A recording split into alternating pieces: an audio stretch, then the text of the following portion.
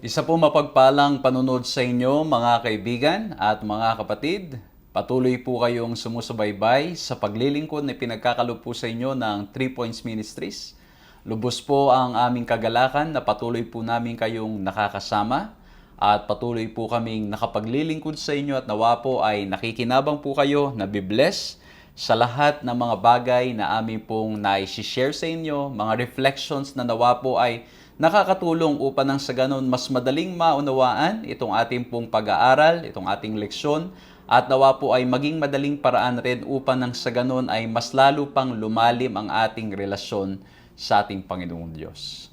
Nawa po ay patuloy na ninanamnam natin at patuloy na ninanais nating mapag-aralan ang salita ng ating Panginoong Diyos. Noong nakaraan po ay pinag-usapan po natin yung wisdom o yung topic na wisdom for righteous living.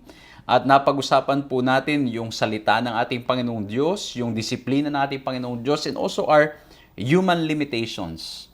And yet, ang ating Panginoong Diyos ay napakabuti sapagkat pinapaalalahanan tayo na sa pamamagitan ng kanyang mga salita ay tayo po ay nagagabayan, tayo ay nalilid sa tamang landas at naipapakilala sa atin ang ating Panginoong Diyos. Sa pagkakataon pong ito, ipagpapatuloy natin ang ating pag-aaral at tutuklasin natin ang mga magagandang mga salita, ang mga magagandang leksyon muli po dito sa Aklat ng Awit at tinitignan natin yung iba't ibang tema na ipinapakita sa atin dito, mga practical na mga leksyon na tunay nga namang mai-enjoy natin itong mga awitin at mga tula na naisulat o mga panalangin na mga naisulat dito po sa Aklat ng Awit. Nawa po ay mabless kayo. Pag-uusapan po natin ay Blessed is He who comes in the name of the Lord. Samahan niyo po ako sa ating gagawing pag-aaral na ito.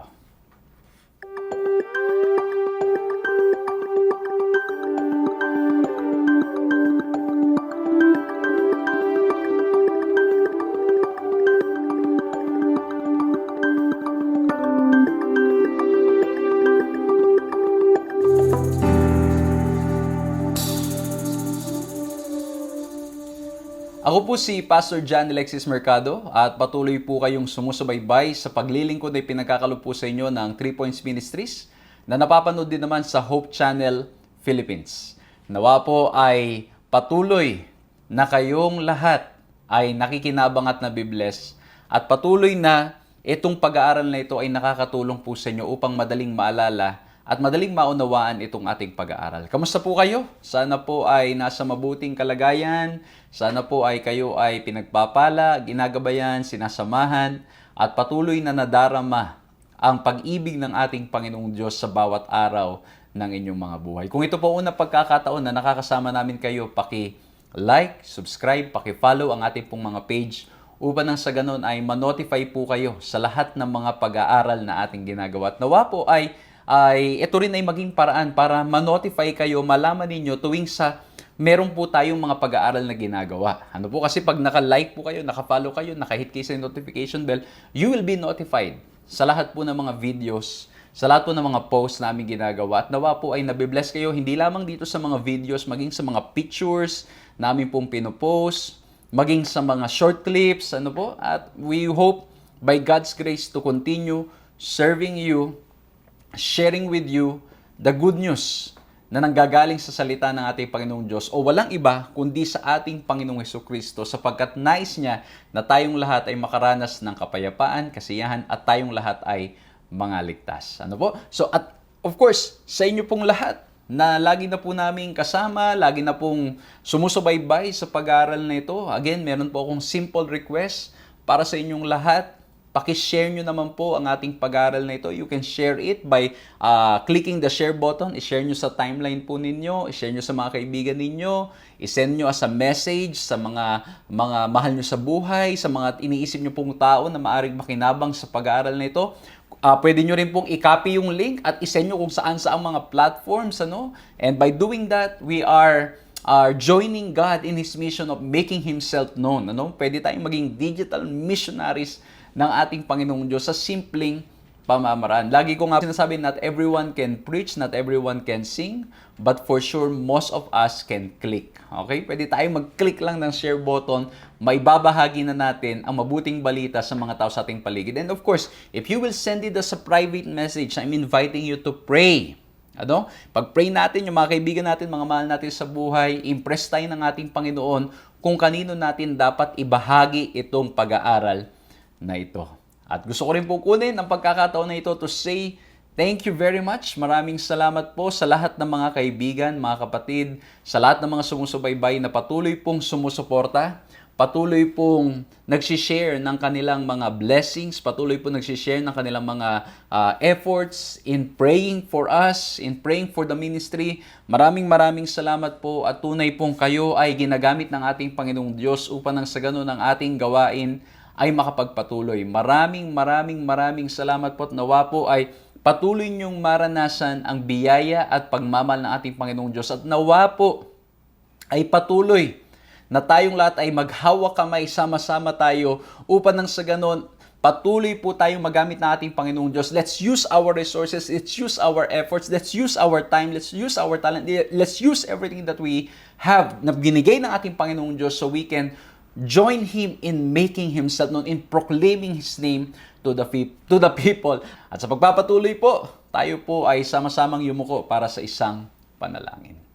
Ama po naming Diyos, dakila't makapangyarihan sa lahat, lubos po ang aming pasasalamat sa inyo. Sapagkat muli po ay kami ay nagkasama-sama, kami po ay narito ngayon na mag-aaral ng inyong mga salita at nawa po ang mga bagay na aming mapag-aaralan ay makakatulong upang mas lalo po kaming makakilala sa inyo at mapalapit sa inyo. Tulungan niyo po kami, Panginoon, na sa aming pagkakilala sa inyo, mas lalo kaming magtiwala sa inyo.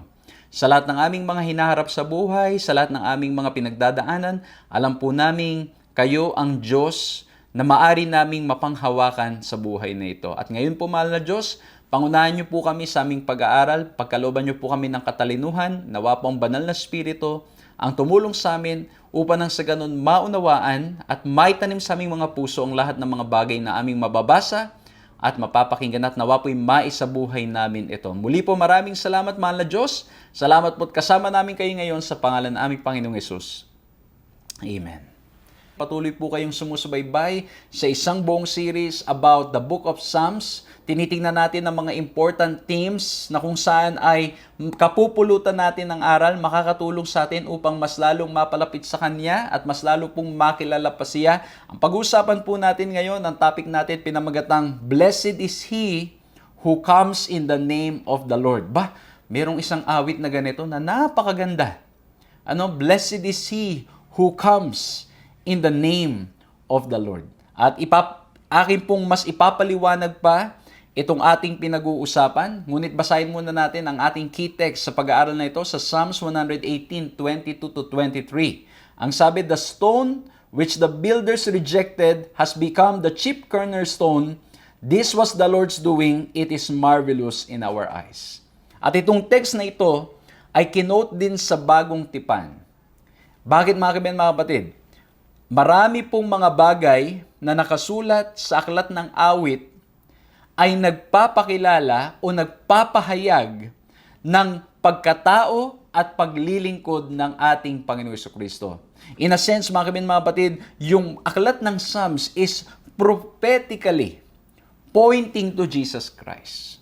Kaya nga po ang ating Panginoong Jesucristo nung siya ay narito pa sa lupa, at yung tinatawag na road to Emmaus na may kinausap siyang mga disipulo at pagkatapos sinabi niya ang mga katagang ito sa Lucas 24:44, ang sabi po ay ganito, Then He said to them, These are my words that I spoke to you while I was still with you, that everything written about me in the law of Moses and the prophets and the Psalms must be fulfilled. Okay? So may mga binanggit ang ating Panginoon Jesucristo nung siya'y narito pa sa lupa. He was quoting from the book of Psalms. At hindi lamang po yun, may mga bagay na nakasulat sa aklat na sinulat ni Moses, yung Torah, yung prophets, and ganun din po sa Psalms. And ito daw po ay dapat na matupad. Kaya mga kaibigan, mapatid, napakaganda. Kasi pag-uusapan natin mabuti, napakaraming mga prophetic verses that points to Jesus Christ. Sa aklat pa lang ng awit, napakarami na.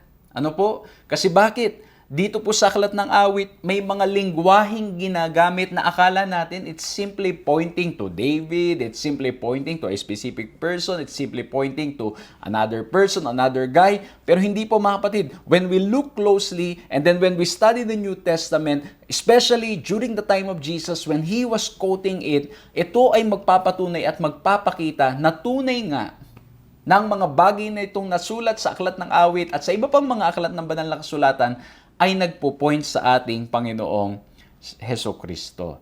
Kaya po ang sabi dito, in all the Psalms, through the psalmist laments, thanksgiving, praises, and cries for justice and deliverance, we can hear the echoes of Christ's prayer for the salvation of the world. Ang ganda! Yung mga bagay na nakasulat sa aklat ng awit, nagpapahayag at nagpapakita ng pag-ibig ng ating Panginoong Diyos. Nagpapahayag na may darating na tagapagligtas upang nang sa ganun tayo ay mga ligtas. And as usual, allow me to share just 3 points. At nawa po ay maging madaling paraan ito upang maunawaan, maging madaling paraan upang masaulo, maging madaling paraan upang nang sa ganun ay maibahagi, ma-share natin sa mga kaibigan natin, sa mga mahal natin sa buhay. And I'm always encouraging you, mga kinigiliw na mga kaibigan, mga kapatid, to read the Word of God. Basahin nyo po itong mga pag-aaralan natin at nawa po ay makita nyo rin po itong mga bagay nating babanggitin. At kung kayo ay may mapupulot pang iba, then praise the Lord. Nagpapahayag at nagpapakita lamang ng ating Panginoong Diyos ay kumakausap sa atin at nais niya na tayo ay matuto ng lubusan sa ating mga pinag-aaralan. Amen? Okay, so mag-start po tayo. I have 3 letter S to share with you, and the first letter S, ang title ulitin ko po, no? The title is Blessed is He who comes in the name of the Lord. At titignan natin sa aklat ng awit kung paanong ito ay nagpapahayag na ito ay nagpo-point sa ating Panginoong Hesukristo. And the first letter S, as we look at the book of Psalms, blessed is He who comes in the name of the Lord, and it is shown through His suffering. Bakit His suffering? Kasi bakit po, remember, He is the King of all kings, Lord of all lords. He's already, kumbaga, yung position, o kung pag-uusapan natin ay position, He is already on the top. Because He is God, He is eternal. He is self-sufficient. Pero ang ginawa niya ay kailangan niyang magkatawang tao. At ano ang mga pamamaraan sa aklat ng awit na ipinakita itong sa ating Panginoong Hesukristo, o itong mga talatang ito ay nagpo-point sa ating Panginoong Hesukristo, and at the same time, it shows the suffering of the Messiah, the suffering of Jesus Christ. At ang una ko pong binigay dito, sa Psalms 23 verse 1, our Lord is being described as the shepherd. Ang sabi sa Psalms 23 verse 1, and I guess marami po sa inyo, you have memorized this. This is maybe your favorite text in the Bible. Ako, napakagusto ko tong text na ito. Ang sabi sa Psalms 23 verse 1, the Lord is my shepherd, I shall not want. Okay? The Lord is my shepherd, I shall not want. And of course, mga kaibigan, mga batid, again, when we look at the New Testament, even Jesus Christ would use itong mga words na ito, that He is the great shepherd. And marami sa mga, grabe pa nga eh. He's even the lamb. And at the same time, He is the shepherd. Ang sabi sa John 10 verse 4, when He has brought out all His own, He goes before them, and the sheep follow Him, for they know His voice. Okay? So again, mga kapatid, ito ay pumapatungkol sa pagiging shepherd ng ating Panginoon Hesukristo. And in Psalms 23 at marami pang mga talata, pinapakita that God is our shepherd. And in the New Testament, Jesus is our shepherd. Jesus is the one leading us, guiding us, helping us, para nang sa ganun makarating tayo doon sa tamang destinasyon. Pag tayo ay, yung ginagawa ng isang pastol o ng isang shepherd, pag yung sheep ay nawawala sa tamang landas, he needs to use the rod para nang sa ganun itong sheep ay bumalik doon sa tamang positions o sa tamang landas. Okay? But again mga kapatid, why did I put this in the suffering, yung area ng suffering? Kasi bakit po? Remember, ang ating Panginoon Jesucristo, He is the God of, He is the Lord of Lords, He's the King of Kings, and He humbled Himself like a shepherd. He humbled Himself. In reality mga kapatid, even before the coming of Jesus Christ, God is so gracious enough to compare Himself or to be compared to a shepherd.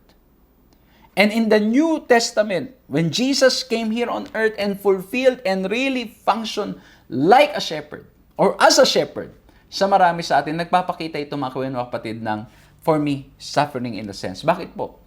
Alam nyo naman yung hirap ng pagpapastol ng tupa. Ano po? 'Di ba? Yung pagpapastol ng tupa ay it takes time to train them. Sometimes they go their own way.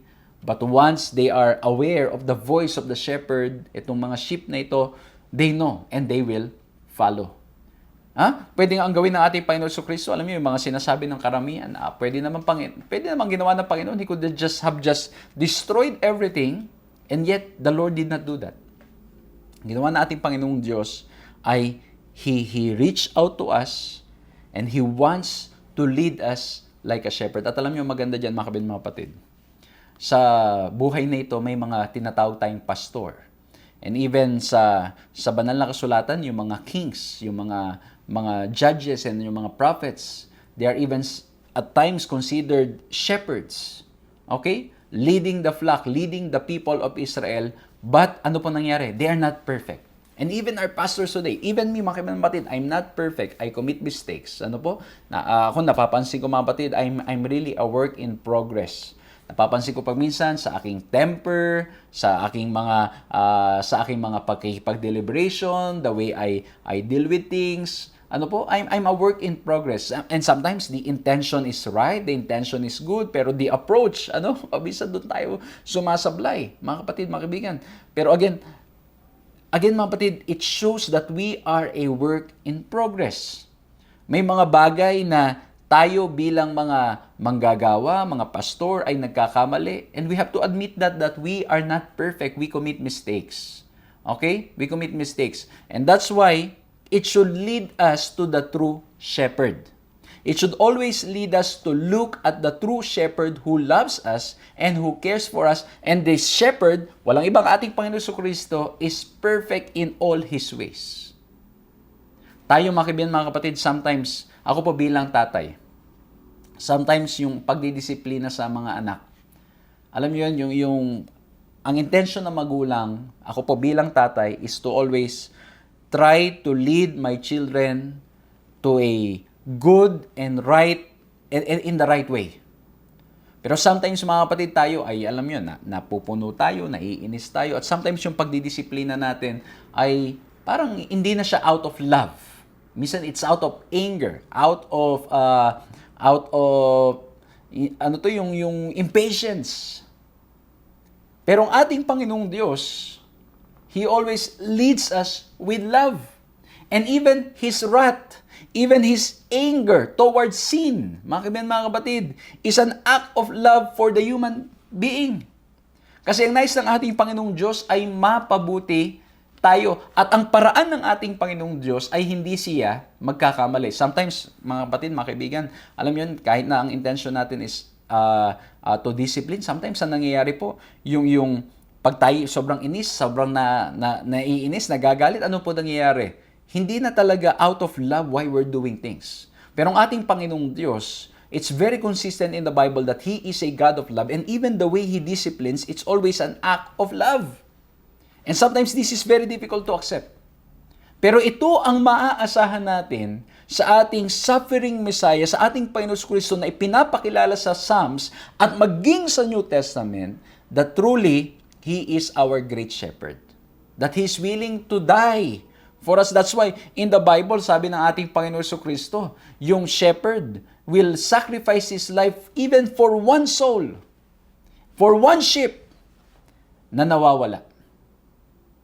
At merong quote dyan si Ellen White nang sabi doon na even if there's only one who sinned before the Lord, ang gagawin daw po ay ipapadala ng ating Panginoong Diyos ang kanyang bugtong anak upang nang sa ganun tayo ay iligtas. Amen? So, number 1, yung blessed is he who comes in the name of the Lord, sa aklat ng awit, ipinapakita ang ating Panginoon Kristo, siya ay He will come prophetically in the book of Psalms in the Old Testament, and then in the New Testament, it's pointing to Jesus. Kasi ano pa mga kapatid? Pinakita rin po that He is the suffering Messiah. Tingnan nyo sa Psalms 22 verse 1, and I guess this is very familiar dahil ito ay minention din at ginamit din ng ating Panginoon Kristo. Ang sabi niya, my God, why have you forsaken me? Why are you so far from saving me from the words of my groaning? Ginamit ng ating Panginoon Kristo yung my God, why have you forsaken me? Why? Because when He was on the cross, in order for Jesus to be our substitute ano po nangyari? He needed to experience and carry the burden of sin, yung experience ng separation na ginagawa ng kasalanan, kailangan maranasan ng ating Panginoong Jesucristo. And that's why He needed to say those words, my God, why have you forsaken me? Because of that intense feeling of being separated from the presence of God na siya mula noon has been there in God's presence. This is in the Old Testament and was used by Jesus Christ. And mga kaibigan, mga kapatid, when Jesus used it, it's even more powerful. The more we can understand itong mga salitang ito. That's why He is presented as the suffering Messiah. When we look at the book of Mark, especially, He is presented as the suffering servant.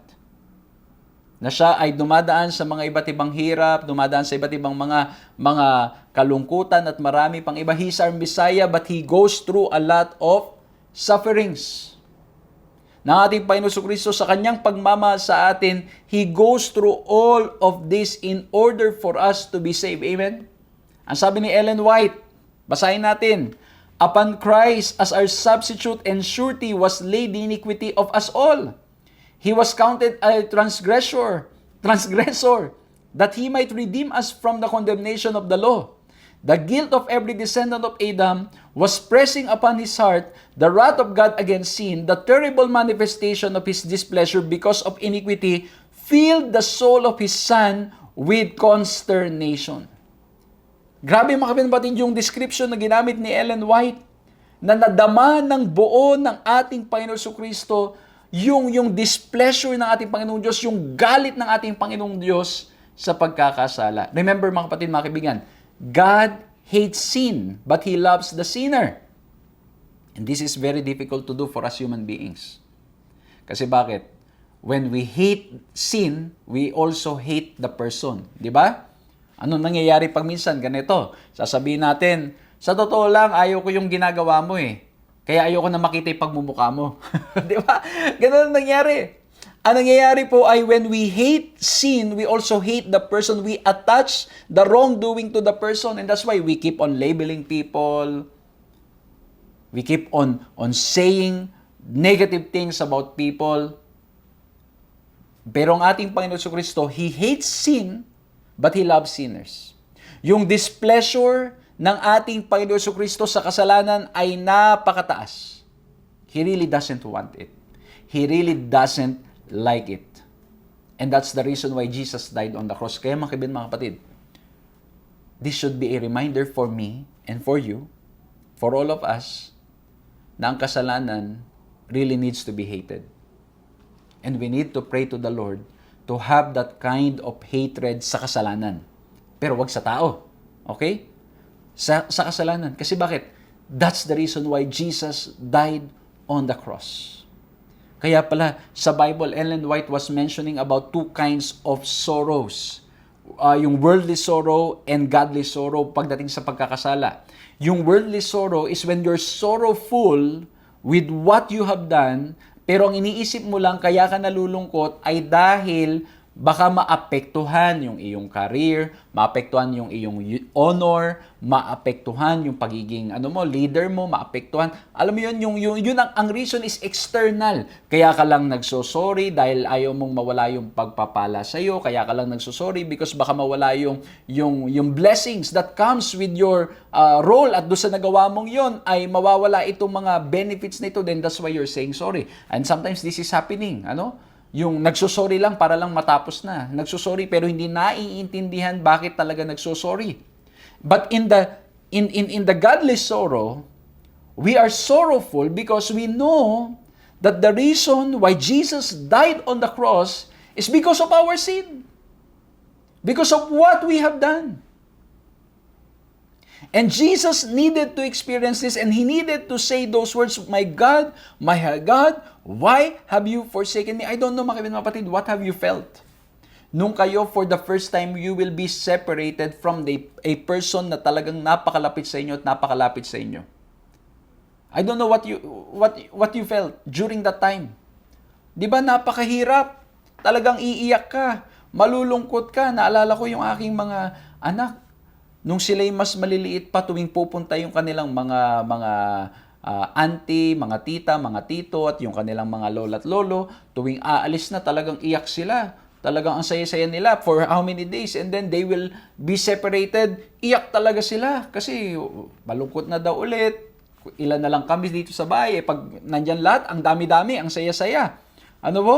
So, imagine the pain that Jesus experienced just in order for us to be saved. To be separated from the Father. So again, mga kapatid, this text, ginamit ng ating Panginoon Kristo at marami pang mga talata, hindi lamang sa Aklat ng Awit at maging sa buong Biblia, that points to Jesus Christ. And that's why blessed is he who comes in the name of the Lord, portrayed in the book of Psalm through the suffering of Jesus. Through the suffering of the Messiah, of the Shepherd. Number 2, ano pa? Yung pagdating ng ating Panginoon Kristo in the Old Testament is already being portrayed in the Scripture through the sincerity of God. Through the sincerity of Jesus. Why? Ang sabi dito sa Psalms 89:3-4, ang sabi po dito, you have said, I have made a covenant with my chosen one. I have sworn to David my servant, I will establish your offspring forever and build your throne for all generations.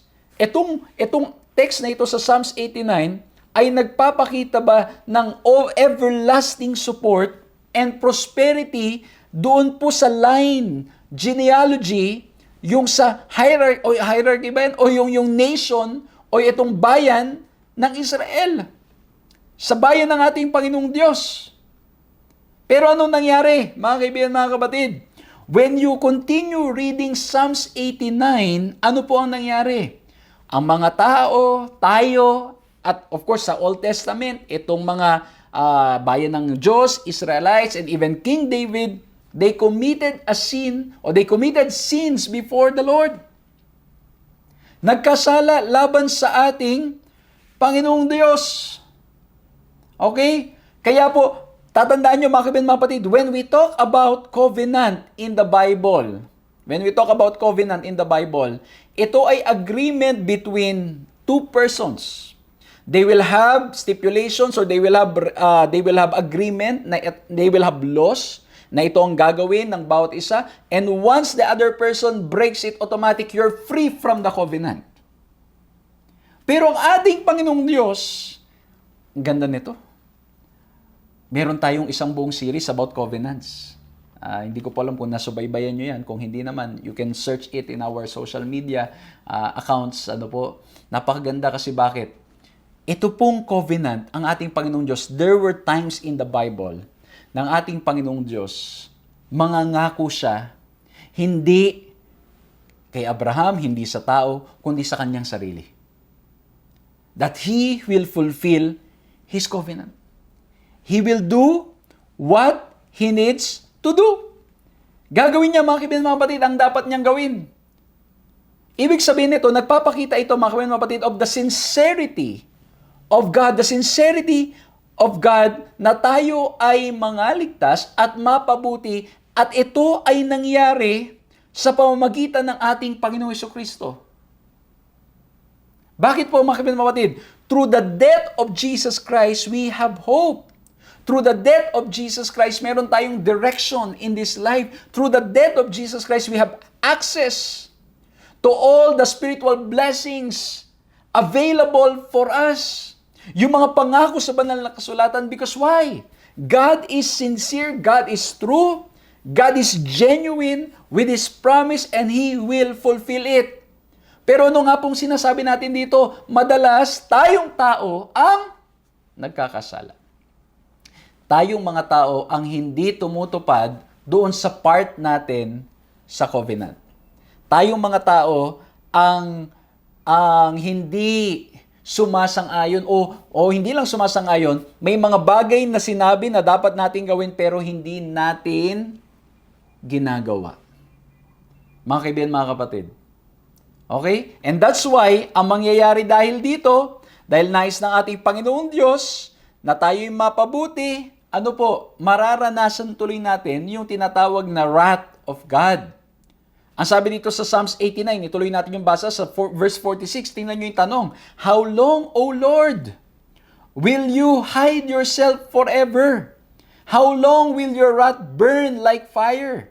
So, people sinned before God and they broke the covenant. At ang tanong ng mga tao, how long, O Lord? Kasi bakit mga kapatid, mga kaibigan, mga kapatid? Mararanasan natin yung displeasure ng ating Panginoong Diyos sa pagkakasala. But still, kahit na maranasan natin yung displeasure ng Diyos, yung galit ng Diyos sa kasalanan, mahal niya pa rin tayong mga makasalanan. Mahal niya pa rin tayong mga sinners. At kaya naman siya ay nagpapakita ng kanyang wrath, ng kanyang galit, yung wrath niya na nagbe-burn like fire, is to discipline us and to correct us. Kaya makapatid, ang gandang pag-aralan ng wrath of God sa Bible.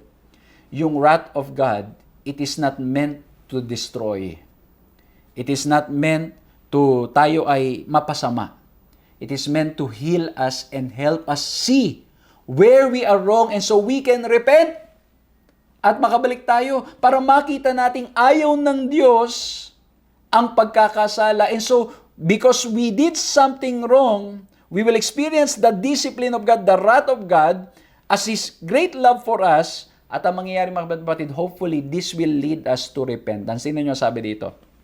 God's wrath is, yes, an expression of divine judgment. Yet it does not last forever because God's everlasting love forgives people's sin when people repent. However, while it lasts, God's discontent with His erring people is serious. The people feel the bitter consequences of their disobedience and realize the gravity of their sins. Kasi bakit mga kapatid, mga kaibigan? God will not tolerate sin. Because that's the reason why Jesus needed to die on the cross. It's true, nauunawan tayo na ating Panginoong Diyos. We are sinners. We have our human nature. We fall from time to time. Patuloy tayong bumabagsak, nagkakasala. Patuloy tayong nanghihina, nakakagawa ng mga pagkakamali. Pero mga kaibigan, mga kapatid, ang ating Panginoong Diyos will correct us, will discipline us. And when He disciplines us, the purpose is to help us. At alam niyo mga kaibigan, mga kapatid, this is very hard to understand. Kasi people do not want discipline. Ayaw nila na sila ay masasaktan, yung kanilang damdamin. Ayaw na nila na sila ay makakaranas ng discipline. Ayaw ng tao yan. Ang gusto ng tao, puro happy-happy lang. Pero, hindi napapansin na kaya nagkakaroon ng disiplina kasi merong maling ginawa. Hindi naman magkakaroon ng discipline kung tama lahat ng ginagawa. If you're following, parang ang simple argument, if you're following the law, hindi ka naman parurusahan. Hindi ka ikukulong. Hindi ka huhulihin. If you're following the regulations ng pagdadrive, if you're following the traffic light, hindi mangyayari yung mga bagay na ganyan. Although, of course, dito sa mundong ito, sometimes yung judgment at yung pag-punish at yung pagde-deliver ng discipline can be wrong because sometimes it's marred by sin. Okay? Affected by sin. Kaya that's why maging yung paraan sometimes mali. Pero pag ang Diyos na ang nagdisiplina, mga kaibigan, mga kapatid, ito'y para sa ikabubuti natin. Kaya lang tulad po ng sinabi ko, ayaw natin minsang napapalo. Ayaw nating tayo ay nakokorek. But if there's a clear law in the scripture that tells us that it's wrong, when we commit sin, we will experience the wrath of God for sin. Kasi ulitin ko mga kapatid, God and sin cannot coexist. Hindi pwedeng magsama, mga kaibigan, mga kapatid. Hindi pwedeng magsama. And that's why in the Bible, mga kapatid, ang Diyos napakabuti. Nagkakasala tayo, pero anong ginagawa natin, Panginoong Diyos? Tayo ay patuloy na binibigyan ng ikalawa, ikatlo, ikaapat na pagkakataon. Pero tingnan niyo po anong nangyari sa Bible. Reklamo ang mga tao, ang biyaya ng ating Panginoong Diyos nandun pa rin, tinutulungan sila, minamahal sila. But when it's already an act of rebellion, ano nangyayari? The Lord needed to do something para nang sa ganun makorek itong mga pagkakamaling ito. Kasi bakit mahal sila ng ating Panginoong Diyos? Mga kaibigan, mga kapatid, again, we need to have a clear understanding of the love of Jesus Christ, of the love of God, na sa kanyang dakilang pagmamahal sa bawat isa sa atin, ang gusto ng ating Panginoong Diyos, tayo'y mapabuti. Pag tayo gumagawa ng mali, inilalagay natin ang ating sarili sa lugar na tayo ay makakaranas ng displeasure ng Diyos sa pagkakasala. And again, ang wrath ng Diyos is to help us, to cleanse us. Yung fire it's not meant to destroy us, but to purify us, to help us. Kaya lang mga kapatid, if we continue sinning and we do not repent, we are burned. Because the Lord will ultimately, in the last days, in the executive judgment, will deal with sin. Okay? I hope mga kapatid, naging clear ito. Pero ang point na gusto nating i-emphasize dito, ang Diyos is true to His promise. Amen? He will save those who accepts Him. He will save those who have given their lives. Yung naniwala sa sakripisyo na ginawa ng ating Panginoong Jesucristo. Gagawin ng ating Panginoong Diyos, ililigtas tayo. At hindi lamang yun mga kapatid, He died on the cross and that's why He is true. He is faithful to His promise. At pag-uusapan pa natin yan ng mas matindi pa sa mga susunod na mga pag-aaral natin. How faithful is the Lord. Pero ang gusto nating i-point dito, mga kaibigan ko, mga kapatid, through His sincerity. In the book of Psalms, it is shown yung pagdating ng ating Panginoon Jesucristo. Kasi bakit? Itong mga pangakong ito, itong mga covenant na ito, lalo pang ipinagtibay nung pinadala ang ating Panginoon Jesucristo. Kasi bakit mga kaibigan, mga kapatid? Walang makatupad.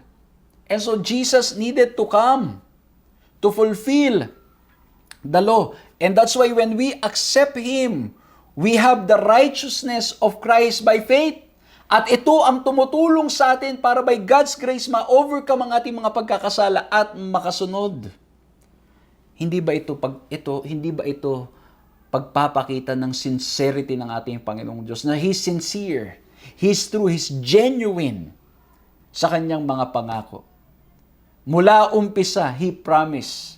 Sa Genesis 3:15, makikita po natin pagkasala ni Adan at Eva, kita na po natin ang ating Panginoong Diyos that He's approaching us. He's the one coming to us. He's the one reaching out to us. At maging sa aklat ng awit, kitang-kita natin itong mga covenant na ito. And now, we are reminded. We are being shown in the book of Psalms that blessed is He who comes in the name of the Lord, and this one, or Jesus who is coming, is a sincere one. He's sincere. He's our suffering Messiah, as shown in the book of Psalms, but He's also sincere. Very sincere. He will fulfill His promises. Kaya magandang tanong dito, gaano karaming pangako sa banal na kasulatan ang ating memorize? Gaano karaming mga prophecies sa Bible ang ating alam. Kasi bakit mga kabayan mapatid? Yung pagtupad ni Kristo sa mga propesiya, sa aklat ng awit, at sa buong aklat ng Biblia, sa buong lumang tipan, nagpapakita that He's sincere. Sigurado siya. Totoo. Gusto niya talaga tayong ma-reach out. Dito sa mundong ito, mga kapatid, mga kaibigan, hindi ko alam kung na-experience nyo ng mabudol. Nabudol na kayo? Tanungin katabi ninyo. Nabudol ka na? Na-experience nyo na ba yan? Yung maloko kayo? Ako mga kapatibigan, mga kapatid, grabe. Marami na talagang they will appear to be very sincere in helping you. Ito lately mga kapatid, meron akong sinusubukang ipaayos. Ano po? And I was told, ito daw yung kailangan mga ibigay, kailangan daw na ibigay, ibayaran at marami pang iba. And by God's grace mga kapatid, we tried na ma-raise itong at maibigay itong mga requirements na ito. At pagkatapos nung naibigay na natin, bandang huli, sabi bigla, kulang pa pala. Tapos pagkatapos nung naibigay na natin ulit, wala, mga kapatid. Parang hindi ba na makontak. At tapos hinihingan pa tayo ng marami pang. Alam niyo mga kapatid, sometimes, alam mo yun, you think na very sincere, and yet they are there to, para, alam mo yun, nandun sila para nang sa ganun, hindi ka talaga tulungan, kundi para ikaw ay hindi mapabuti. O kaya naman ay mapasama. And this happened to one of my missionary, mga kaibigan, mga kapatid. Alam mo yun, binigyan siya, sabi sa kanya, ay, tutulungan ka, ganito, offer ka. May offer na ganito na matutulungan siya at marami pang iba, makakaahon sila at marami pang iba na mga pangako. At pagkatapos, he was ready to give his hard-earned money and then later on, it was a scam. Nangyayari ito, mga kaibigan, mga kapatid. People will appear to be sincere, but they are not. And that's why we need to be very careful in this sinful world. Kaya po tayo rin naman, dito sa lupang ito, I hope and pray that we will be sincere just as God is sincere na tayo ay nais niyang mangaligtas. Tayo ay matulungan. Tayo ay madala sa pagkakilala sa Kanya upang tayo magtiwala sa Kanya at tayo ay mangaligtas. Amen?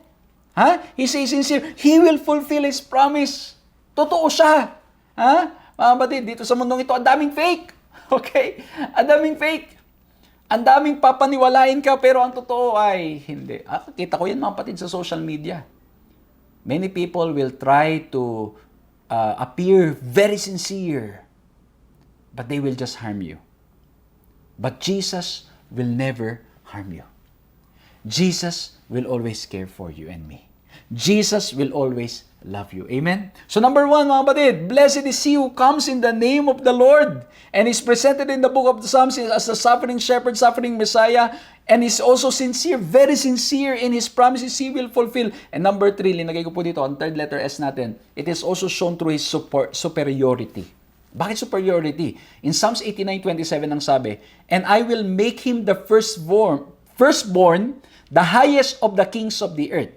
Marami nagsasabi itong word na ito is only pertaining, o itong text na ito is only pertaining to David. Pero parang itong description na to will not really fit David because he's not the firstborn. Okay? Hindi siya ang firstborn. Ngayon, itong terminology na firstborn was also used in the New Testament in Colossians 1:15 at ang sabi, He is the image of the invisible God, the firstborn of all creation. At kaya naman, mga kaibigan, mga kapatid, pag sinabing firstborn of all creation and firstborn, He will make him the firstborn. Ibig sabihin, mga kapatid, when it comes to honor and authority, the highest. Okay? So mapapansin nyo sa Psalms 89, ginamit yung term na firstborn, the highest of the kings of the earth. It could be referring to David, but in reality, it could refer to Jesus Christ. And in Colossians 1:15, He's the firstborn of all creation na in honor and authority, He is the highest. Hindi necessarily ibig sabihin literal na siya ay magiging firstborn o panganay na anak. And that's why, as mentioned in Psalms 89:27, Jesus is portrayed as a king. Ang sabi sa Psalms 110 verse 1, The Lord says to my Lord, sit at my right hand until I make your enemies your footstool. Ulitin ko mga batid ha. Ang sabi, the Lord says to my Lord, sit at my right hand until I make your enemies your footstool. Ang sabi ni Jacques Dohan dyan para mas maunawa natin. Moreover, the interplay between the Lord and the anointed Messiah Jesus Christ, Lord, Lord, even suggests an intention to identify this Davidic Messiah with the Lord Himself. If the one who sits at the right hand is the Lord, then the Lord is the Messiah, since the latter is also seen at the right. Ibig sabihin mga kapatid, at itong text na to, mababasa rin nga natin ito sa New Testament, I think in the book of Hebrews. Okay? Ano pong ibig sabihin mga kapatid? Yung sitting at the right hand is also a term being used for Jesus Christ in the New Testament. Kaya ang sabi dito ni Jacques Dohan, ulitin natin, if the one who sits at the right is the Lord, then the Lord is the Messiah, since the latter is also seen as the right. So ibig sabihin mga kapatid, ito po ay hindi pumapatungkol kay David alone. This is pointing to the Messiah.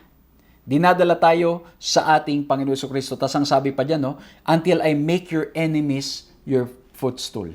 Ibig sabihin mga kapatid, mga kaibigan, talagang maaapakan, magtatagumpay, talagang maghahari, walang iba kundi ang ating Panginoon Jesucristo. In Psalms 110 verse 2, the Lord sends forth from Zion your mighty scepter, rule in the midst of your enemies. Yung rod o yung scepter dito was originally held by a tribal leader as the symbol of the tribe.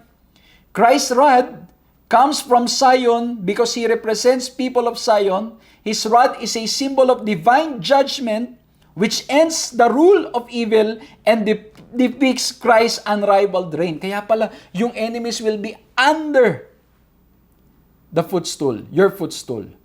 Mga kapatid, kasi bakit?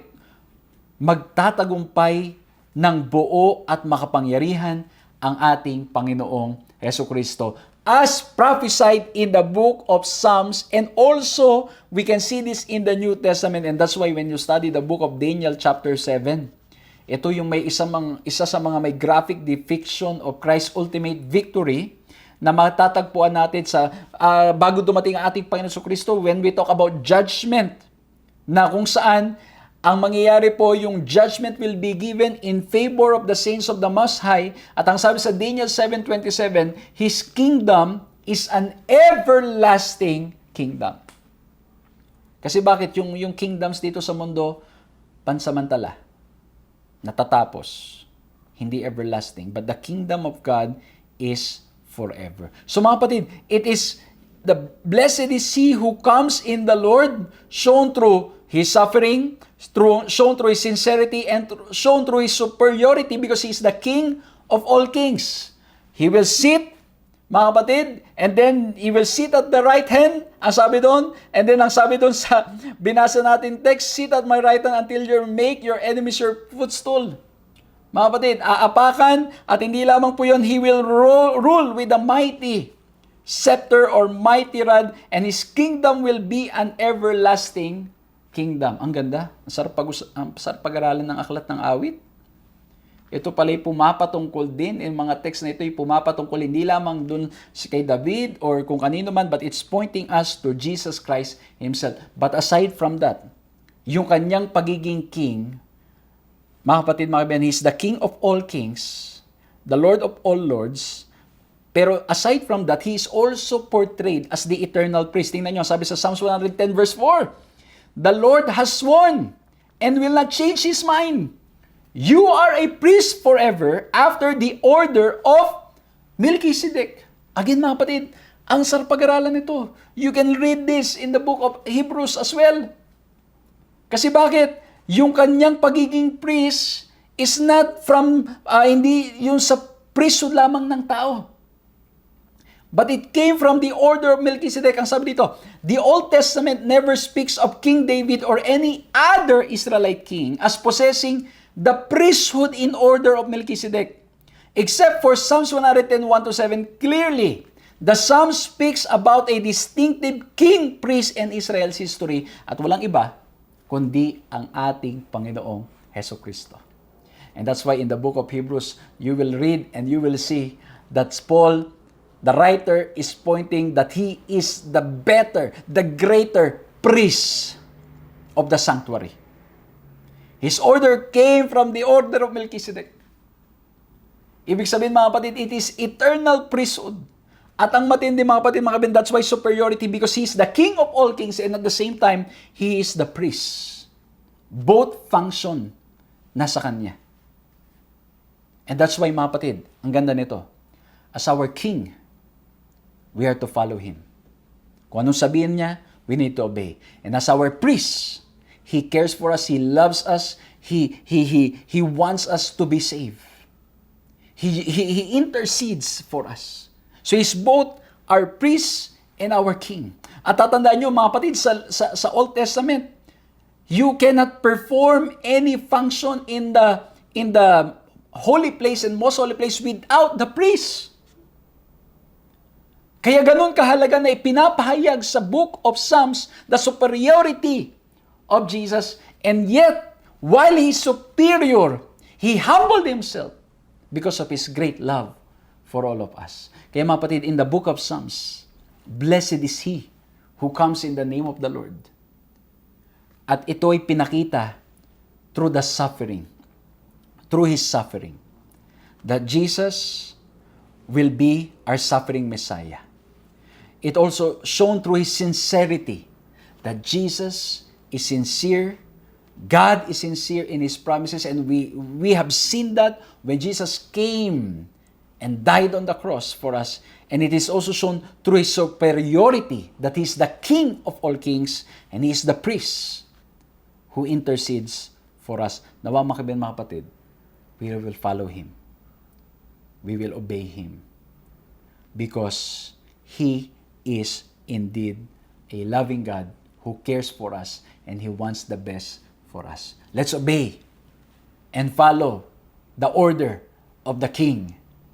And the good news is, kung tayo man ay magkamali, magkasala, we have our priest who will help us, who will lead us in the right path. Nawa po mga kapatid, na bless kayo dito po sa pinag-usapan natin, at nawa po ay patuloy na lumalim ang ating relasyon sa Kanya. Pag-aralan natin patuloy ang aklat ng Psalms. Let's bow our heads, let's pray. Maraming salamat mahal na Diyos sa aming pong napag-aralan ngayon. Salamat po sa paalala.